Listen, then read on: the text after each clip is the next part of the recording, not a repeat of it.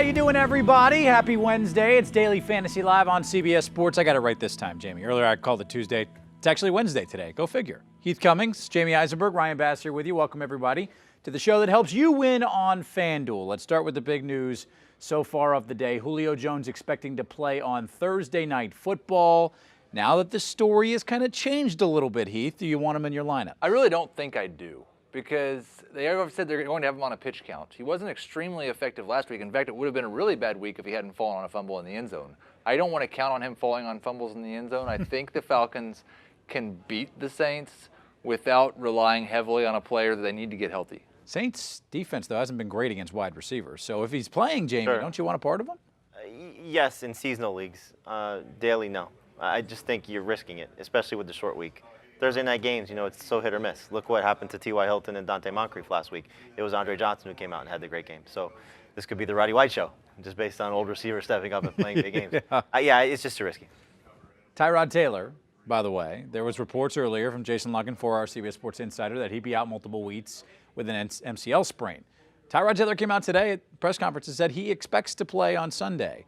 Now, again, he's saying that. We'll see if it actually comes to fruition. But do you want any part of him in a tournament? He's been great so far in tournaments. Well, they did sign the Grim Reaper. Anytime you see Josh Johnson on a roster, it means the quarterback ahead of him is probably not going to play. That's happened with the Colts now twice. So I'd still be a little bit cautious. And no, I would not want to play him against the Bengals. Now, it could be a situation where they're starting to get their pieces back. LaShawn McCoy, also able to practice. Sammy Watkins, also able to practice. That'll make this Bills offense a lot more attractive if all those guys are on the field.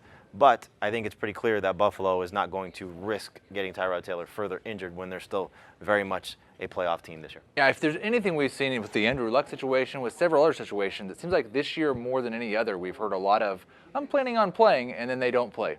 So I'm not going to, but I do take, the fact that he practiced today, that helps. I'm just not going to count on him, especially in a Thursday contest. What about Matt Castle? He's taken over as the starting quarterback for the Dallas Cowboys. They are off this week, but still. Is that somebody you'd be interested in? No. You don't want any part of him? No. I'm not 100% sold that he's considerably better than Brandon Weeden. I think he's better, but I don't think he's a lot better. Jaded Chiefs fan. Yeah. Do you think Matt Castle is somebody you want? I think in some tournaments, when Dez Bryant's healthy. Look, if they get their receiving core whole, Dez, Williams, Witten, and I don't know their schedule, but looking at some games where they're probably going to be chasing points, he's going to have some opportunities.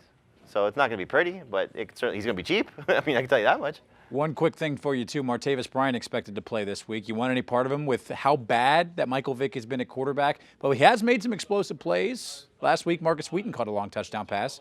You want any part of this week with Bryant? Tournaments, I think you look and see, it's not just last week. 2 weeks ago, Darius Hayward-Bay caught a touchdown. Yeah. So it's been the secondary guys, not necessarily Antonio Brown. So with Patrick Peterson most likely shadowing Antonio Brown, there's going to be some opportunities for Bryant. They're probably going to be chasing points based on the Cardinals' offense. So it's an interesting one. It's a definite tournament boom or bust play. Vic can throw the deep ball. He's shown that. They're going to be playing from behind, almost no doubt about that. So they should have to throw a lot. And Bryant's a great deep threat. So tournament boom or bust. Tell me I'm wrong. Blake Bortles, my favorite game, is the best value play at quarterback this week. $7,300, best value play out there. You're wrong, because he's got a shoulder injury, and you just don't know how it's going to react. So I hope he continues to play at a high level. It's a good matchup for him. He's been clearly getting his guys going, and there's a lot of interesting things at play here because of Robinson and Hearns and what they can do. But I think it's a little too risky thinking that he's not 100%. You're wrong, because Matthew Stafford's $400 less. He was embarrassed last week. He's going up against a bad Bears defense. Calvin Johnson gets going this week. Matthew Stafford has a better game than Bortles. Even with that Texans secondary, the average FanDuel points favors Bortles over Matthew Stafford? Yeah, that's looking at the past. I'm looking at the future. Stafford's going to be better. Both good matchups, by the way, for both quarterbacks. Yes, absolutely. Bortles or Stafford, if you're trying to play one in a tournament. Tell me I'm wrong. You must have at least one Giants wide receiver in your lineup. Now, of course, this hinges on the health of both Odell Beckham Jr. and Ruben Randle, but even Dwayne Harris potentially as a tournament play. You have to have at least one. Tell me I'm wrong. You're wrong just because there's so many other receivers out there, so you can go plenty of different routes. But it's not a bad idea to have one of these guys in. Certainly, you've seen the number one receiver against the Eagles put up great stats, including last week with Brandon Cooks. So if Odell Beckham is healthy, I don't think there's a better cash receiver out there than him. You're wrong because it's Monday Night Football. The Eagles are at home, and Eli's going to be awful and throw 3 interceptions. That's why I'm wrong? Yeah. Not because their secondary is awful against receivers? No, Guys like Eli's going to be awful, throw 3 picks on the road on Monday Night Brandon Football. Marshall We're going and to see Julio Eli Jones Manning face. have all gone off on the Eagles secondary so far. Odell Beckham's not even going to be healthy. Odell Beckham plays. I'm having him. Here's the problem. That's a Monday night game. Almost every receiver on the roster has injury concerns, so you're going to have to decide on Sunday morning if a guy's playing on Monday night. Dwayne Harris, $5,400. Then you're deciding that somebody's not Larry playing. Donnell, maybe. Shane Vereen, somebody else. Those aren't Get somebody. receivers. They're not, exactly. All right. Tell me I'm wrong. This is the week to play C.J. Anderson. Do I have to tell you you're wrong? I mean, I can tell you you're wrong because This is the week. He's been awful. Peyton Manning's not any good. The Broncos' offense is actually worse than the Browns' defense. But to be honest, I kind of like it as a contrarian play.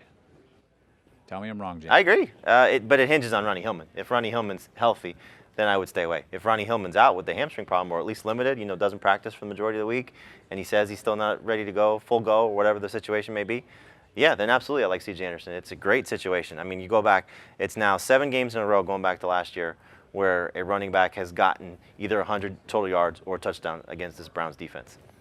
It's got to be C.J. Anderson if it's not Hillman. Browns defense giving up 147 yards a game to opposing running backs so far this season.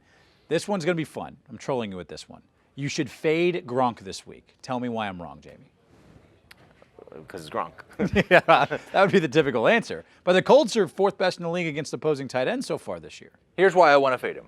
Because I want to play Tom Brady really bad.